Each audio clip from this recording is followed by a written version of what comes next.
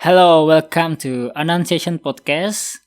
Jadi Annunciation Podcast ini salah satu session dari Annunciation Project di mana kita akan berbicara dan kita akan bahas banyak hal di sini. Nah, seperti kita tahu mulai tanggal 17 Agustus. Kok 17 Agustus jadinya kemerdekaan dong. 17 Februari, sorry. 17 Februari kita masuk ke masa Prapaskah di tahun ini di tahun 2021. Nah, aku nggak sendiri ya di sini, jadi aku sama Varian. Halo semua.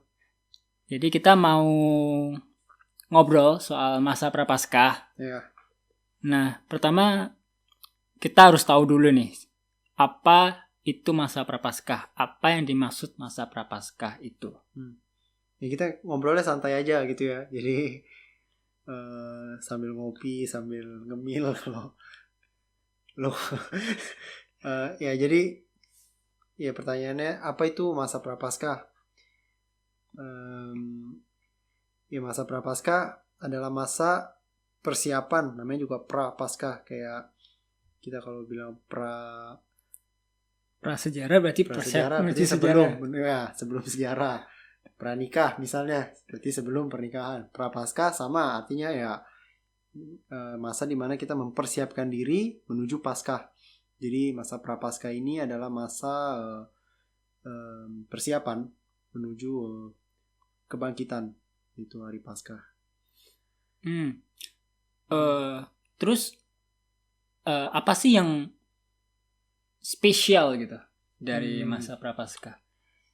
Yang spesial ya selain kasulanya Romo warnanya ungu gitu. Iya, saya nggak terlalu suka warna ungu sih.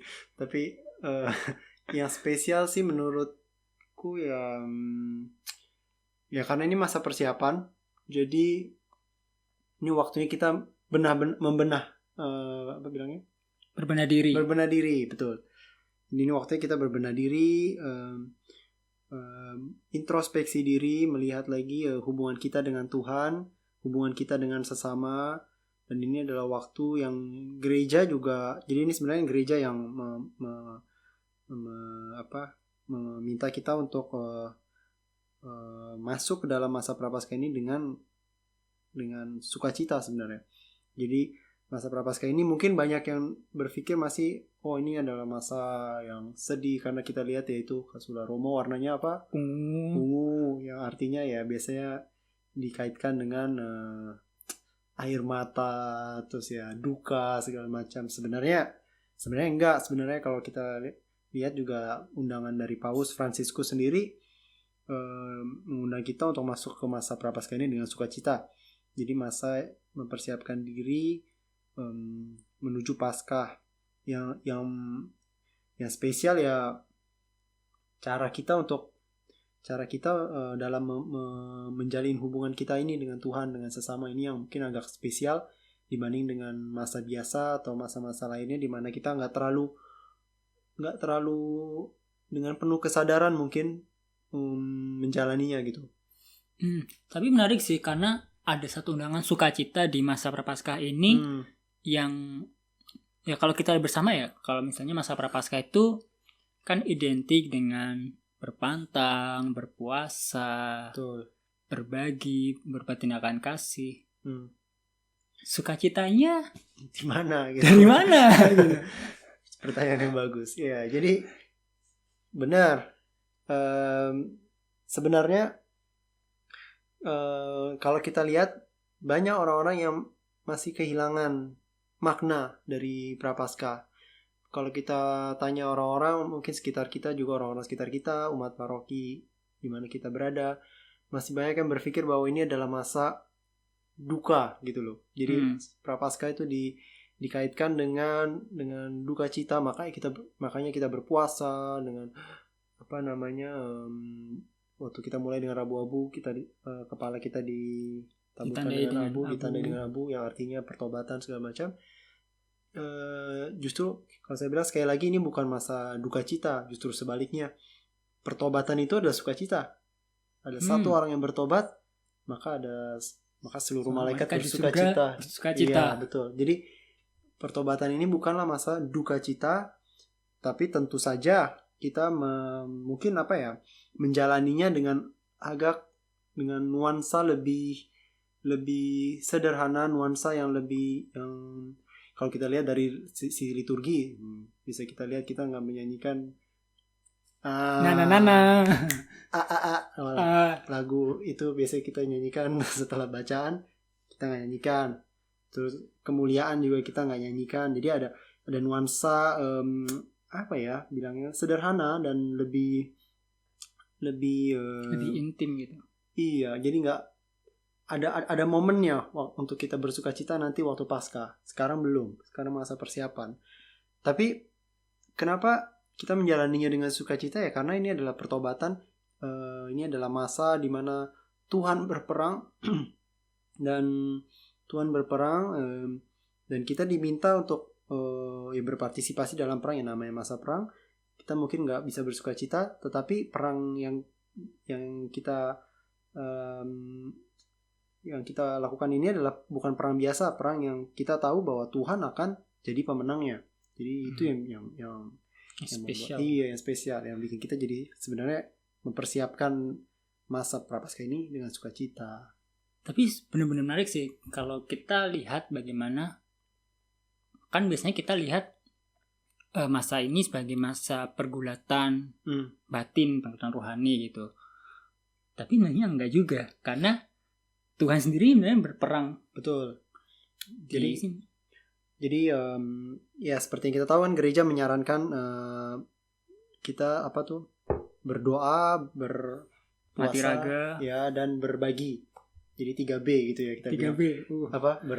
Berdoa, pantang atau puasa, berbagi.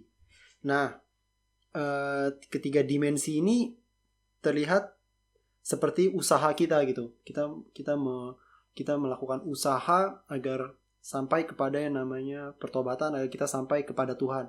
Tetapi jangan lupa bahwa sebenarnya dalam masa Prapaskah ini tuh Tuhan yang berperang.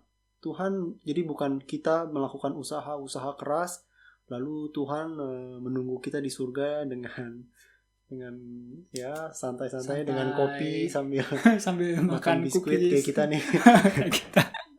Jadi ya enggak, sebenarnya ya Tuhan sendiri yang berperang buat kita.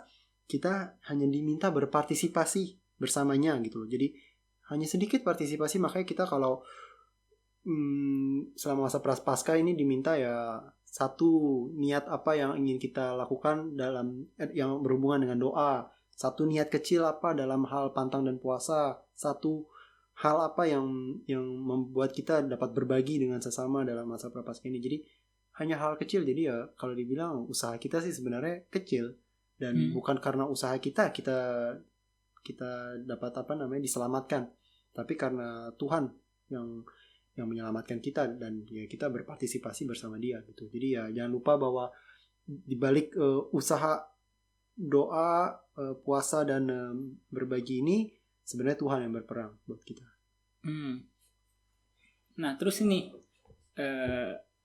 pasti kan ada yang bertanya kan, nah terus kenapa 40 hari? Apakah ini ada hubungannya sama perjanjian lama tentang umat Israel yang 40 tahun di padang gurun? Atau apakah seperti Yesus yang seperti Injil minggu kemarin tanggal 21, dia setelah dibaptis dia 40 hari di padang gurun? Betul.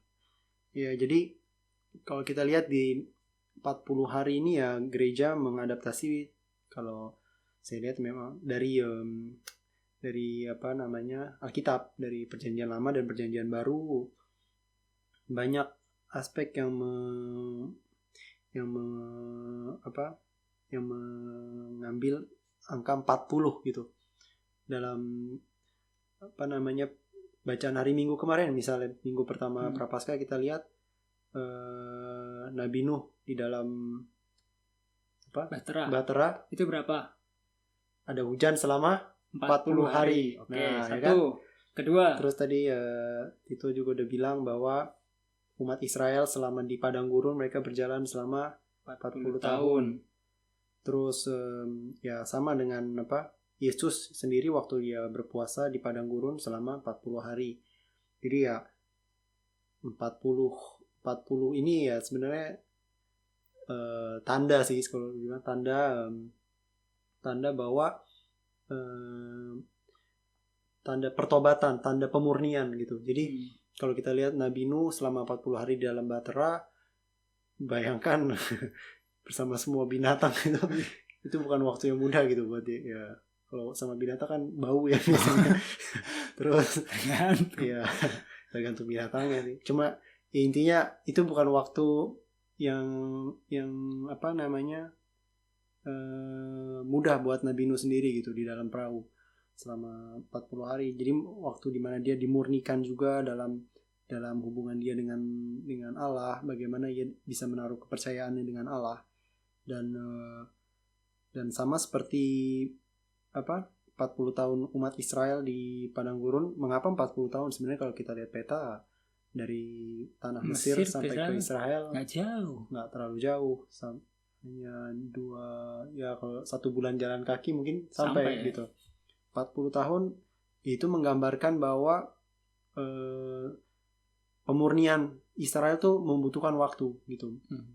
Jadi ya untuk supaya umat Israel ini layak masuk ke tanah perjanjian, mereka harus murni, mereka harus suci, harus dimurnikan dulu. Nah, itu membutuhkan waktu dan untungnya ya dari kisah Nabi Nuh dan umat Israel ini kita bisa lihat bahwa Allah itu setia dan Allah itu sabar gitu. Jadi Allah nggak buru-buru untuk membentuk kita, Allah nggak memaksa kita untuk harus suci dan sempurna hari ini. Tapi ya kalau kita membutuhkan waktu 40 tahun ya dia senantiasa ya mendampingi kita selama 40 tahun itu gitu. Dan Yesus sendiri sebelum memulai misinya ia sendiri datang menyendiri di padang gurun ya untuk memurnikan kembali tujuan dia datang ke dunia ini ya untuk apa gitu. Dan untuk setelah dia puasa makanya dia memulai misinya. Jadi ya sebenarnya masa puasa ini 40 hari juga gereja ambil ya untuk tujuan memurnikan kita gitu loh. Jadi melihat diri kita dalam kehidupan sehari-hari, maksudnya dunia ini berjalan cepat dalam pekerjaan kita, dalam keseharian kita nggak punya waktu untuk berhenti, nggak punya waktu untuk melihat di mana nih kita sekarang di padang gurun ini antara Mesir dan tanah terjanji ini, kita udah di mana saat ini. Dan masa Prapaskah ini adalah waktu untuk kita ambil waktu sejenak, berhenti dari kesibukan kita, dari pekerjaan kita, dari yang biasanya nggak pernah yang berdoa mungkin juga jadi kayak suatu rutinitas biasa otomatis gitu. Tapi ya kita diminta untuk mengambil waktu dengan penuh kesadaran untuk masuk kembali ke dalam hubungan kita dengan Tuhan gitu. Tapi menarik sih. Aku ada satu poin yang benar-benar aku tangkap menarik itu. Kita perlu waktu gitu. Betul. Kita perlu waktu, bertobat itu perlu waktu. Kita nggak bisa langsung sedetik langsung bertobat itu nggak bisa. Kayak bahkan orang yang dalam proses katekumena itu mereka perlu perjalanan panjang gitu. Dan mereka perlu waktu.